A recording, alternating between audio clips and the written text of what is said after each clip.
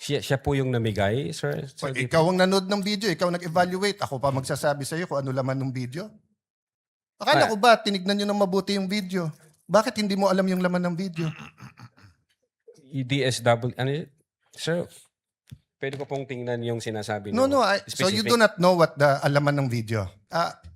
You stated this already, but just for the record, you viewed the whole video, right? The whole 2-hour video. The November 23, Yes. Sir. Yes. Yeah, isang beses, sir. Isang beses lang. Yes, sir. Okay. And how many times there has the Vice President made admissions against her interest? No, sir, ang tinutukoy ko pong admissions against interest doon sa November 26, sir. No, sabi mo yung November 23 din na ayaw ng defense gamitin contracted. So yung kinausap is also an admission against her interest, di ba? Di, sir, ang sinasabi ko pong admissions against interest, yung November 26 video po, sir. Na sinasabi niyang totoo yon at hindi niya Yes, sinasabi. sir. Okay. Opo, sir. So, doon sa November 23, may nakita ka doon na admissions against interest. Insofar as I'm concerned, na nireiterate niya. Hindi, not reiterate. Siguro para malinaw, in your mind, or as a lawyer or as an NBI agent, what is an admission against interest? Yun nga po, yung ini-explain ko po kanina. Ito po yung isang bagay na ginawa ng isang tao na... Hindi ginawa, sinabi. Sinabi Kasi ng, it's admission eh. sinabi ng isang tao na ikakasira niya. But then, instead of denying na sinabi niya yon, inadmit pa niya ito, nireiterate Okay, niya. very clear yon. And you and Agent John Mark Kalilong said that the basis of the investigation was the November 23 video, the basis sa inyong affidavit of investigation sa nag-file ng kaso is certain portions of the November 23 video. As well as So, the November, as well as the As well October as 8, other sir. evidence. Okay. Opo. Sa November 23, ilan ang admission niya against interest?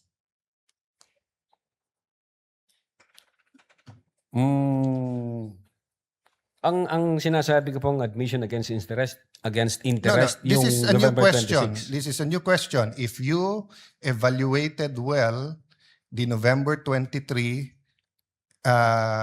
video, is there any circumstance in that video that you believe that the Vice President made admissions against her interest? Plain ho yung utterance niya doon, Your Honor. Yung nakita lang ho namin, yung utterances niya. Insofar as I'm concerned, yung admission against interest nangyari nung November 26. Mr. Witness, sagutin niyo na lang ako. Lahat ng admissions are utterances. Yes, sir. Okay? Admissions is verbal. 'Di ba? Hindi to yung parang admission sa court. Pwede mo i-admit yung documentary evidence, pwede yung object evidence, pwede yung statements. When we talk about admissions against interest, especially in context of what we're talking about, may statement na laban sa interest niya. Yes, sir. So tinatanong ko, dun sa buong video, meron ka bang nakita? Wala. Yes or no lang yun, meron or wala. O meron at wala, hindi yes or no. Kayo nag-evaluate nun eh. Meron o wala? Admissions against her interest. Yes, sir. The fact na in-utter niya yun. O which one nga? So meron ilan at ano yun? A little leeway, Mr. Presiding Officer, kasi hindi natukoy masyado yung tanong. Senator Judge Alan may proceed. Yeah. So which statement that? That one you're mentioning now. So yung sagot mo, meron. Ang understanding ko, sir, nung sinabi ko yan, I'm referring to the November 26, 2024. Mr. Witness, paulit-ulit tayo. Yes, sir. Burahin mo na yung pinag-uusapan natin you're referring to. I'm asking you a direct question. Yes, Sa sir. November 23, meron o wala bang statements na you will consider in your professional as a lawyer and as an NBI agent in charge of investigating this? Meron ba siyang admissions against interest? Ang tinutukoy ko lang po again, Your Honor, yung 26. No, I don't care. Wala po yung 23. I'm sorry. I don't care, Mr. Presiding Officer, kung anong tinutukoy mo. I'm asking you a direct question. November 23, video. Meron o wala siyang admissions against her interest doon? Attorney Lotok, yes, no, I do not know, I do not remember. We're referring to November 23, not 26. Yeah, I do not know, sir. Ang Oh, you do not know. ang Okay. nire-refer ko na Yeah, don't tell me admission- na. So you do not know. Okay. When she said, kung papatayin ako, may kausap na ako, patayin niyo yung tatlo. Is that an admission against interest? Yes or no? based on that utterances, sir, yes, I think so. Yes. O kakasabi mo lang kanina, I don't know. Ngayon, yes. O ano pa? Ano pa sa video na yon na admission against interest? Meron o wala? Or I don't know? Yung utterances na yun, sir, Sir, bukod nga doon. to me, sir, yung utterances na yun, that's admission against Sir, interest. klaro na yon. Tinanong ka na ng presiding officer, sagot mo, I don't know.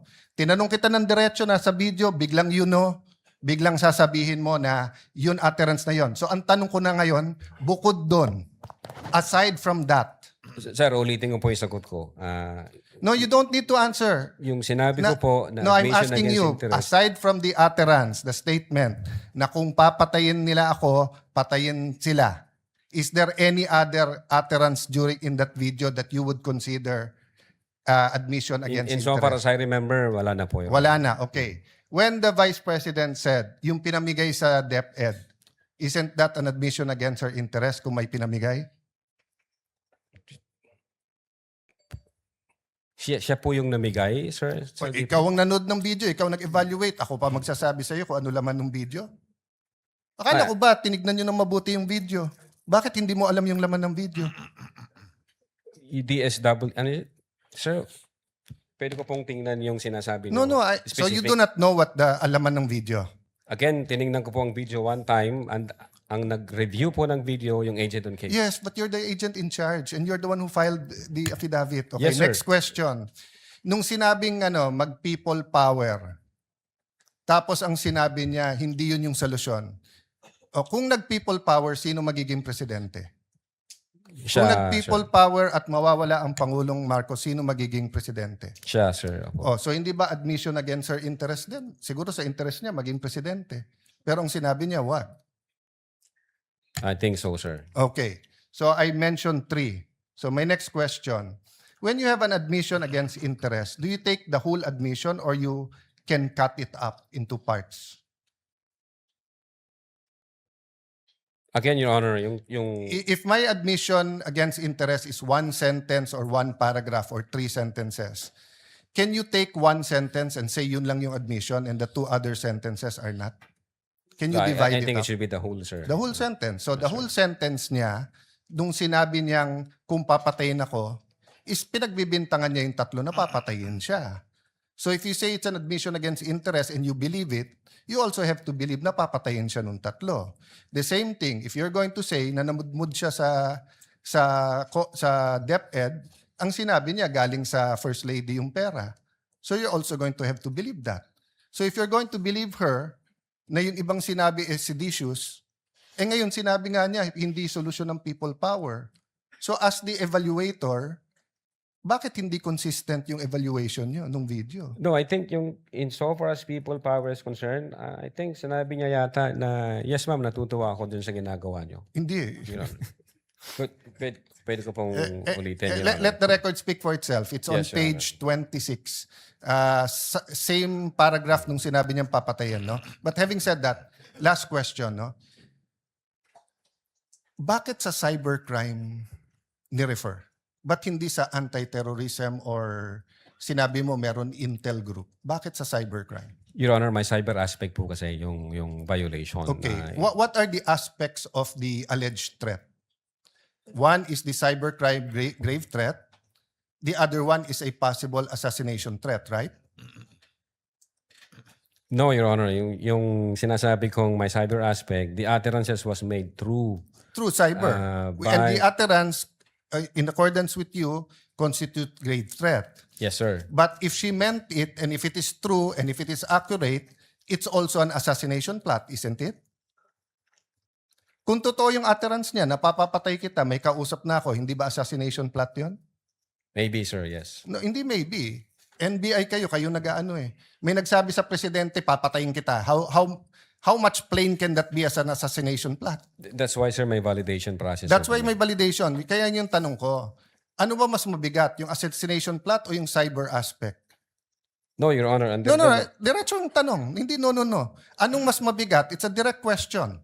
If you were NBI director now or whatever, you were PNP chief, dalawang iniimbestigahan mo, yung cyber aspect na pwedeng cyber libel, pwedeng grave threat, at yung assassination plot, ano mas mabigat sa dalawa? Ano yung prioritize mo? Your Honor, yung cyber aspect, based on the law, mag-a-add siya ng 1 degree higher doon sa... So, magdidebate tayo kung anong higher, papabayaan mong mapatay ang presidente. Kindly wind up, Senator Yes, Judge. I'm winding up. The point I want to make, Mr. President, is whether I was the PSC, the Executive Secretary, NBI, or an ordinary citizen, my first concern is wag mapatay ang presidente. Yes, sir. But instead of the NBI director taking it upon himself, giving it to the anti-terrorist or to the intelligence, sa cybercrime binigay.